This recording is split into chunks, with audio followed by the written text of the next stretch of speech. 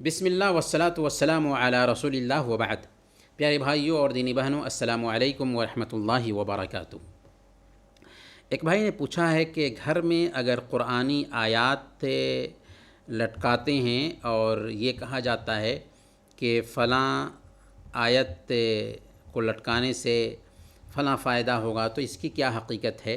اسی قبیل کا ایک ویڈیو ہمارے پاس آیا جس میں کہا جا رہا ہے کہ مہیمن لکھ کر کے اگر دروازے پر لٹکاتے ہو تو گھر میں سانپ بچھو یا زہریلے جانور نہیں آئیں گے۔ دیکھیں، اللہ کے ناموں یا قرآنی آیات کا فریم بنا کر دیواروں پر چسپا کرنا صحیح نہیں ہے۔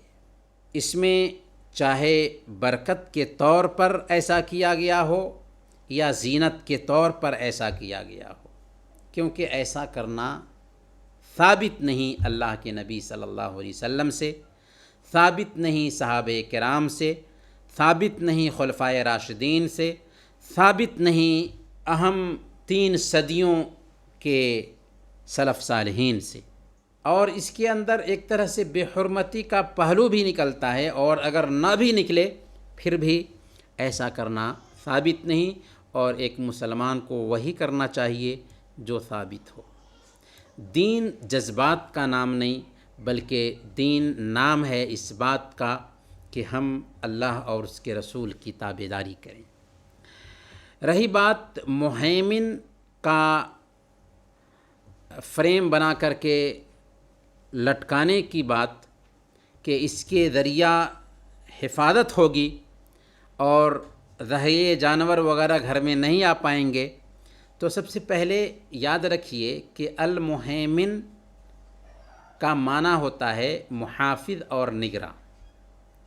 وہ ذات جو پوشیدہ چیزوں کو بھی جانتی ہے، اور اللہ تعالی ہر پوشیدہ اور ظاہری چیزوں کو جانتا ہے۔ اس ناحیہ سے اللہ رب العالمین کے ناموں میں سے ایک صفاتی نام المہیمن ہے۔ ہم المہیمن کی جو مانگ ہے اس مانگ کو اپنی زندگی میں اتارنے کی کوشش کریں۔ اور المہیمن کی مانگ کیا ہے؟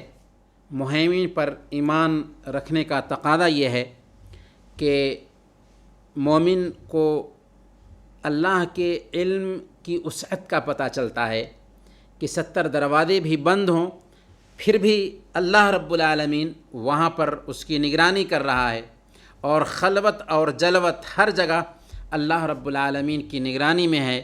وہ کبھی بھی کسی بھی وقت کسی بھی آن اللہ کی نگرانی سے وہ اوجھل نہیں ہو سکتا۔ اسی طریقے سے مہیمن پر ایمان رکھنے کی وجہ سے اس میں رضامندی کا بھی سبق ملتا ہے کہ جب اللہ تعالی ہماری ہر حالت سے آگاہ ہے تو آخر ہم اس کے فیصلے سے راضی کیوں نہ رہیں۔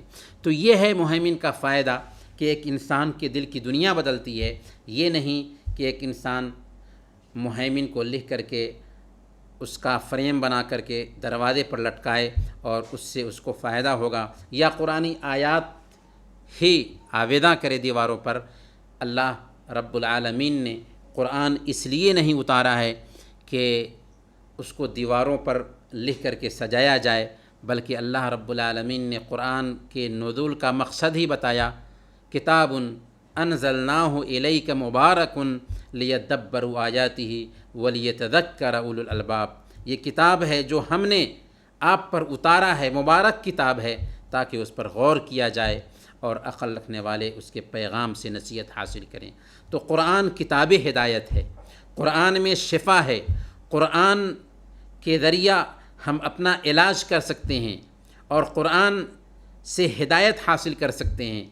لیکن قرآن کو آویزاں کرنے سے، قرآن کی آیتوں کو دیواروں پر لٹکانے سے اس سے کچھ فائدہ نہیں ہوتا۔ اگر کوئی کہے گا کہ یہ تجربہ سے ثابت ہوا کہ المہیمن کا فریم بنا کر کے لٹکایا جائے تو برائیوں سے ایک انسان بچ جاتا ہے، یا فلاں سورہ کو لکھ کر گھر میں لٹکایا گیا تو اس کا یہ فائدہ ہوا، اگر کوئی آدمی اس طرح کی بات کرتا ہے تو ممکن ہے کہ فائدہ ہوا ہو، لیکن فائدہ ہونا یہ اس بات پہ دلالت نہیں کرتا کہ ویسا کرنے کی وجہ سے ہی اس کو فائدہ ہوا۔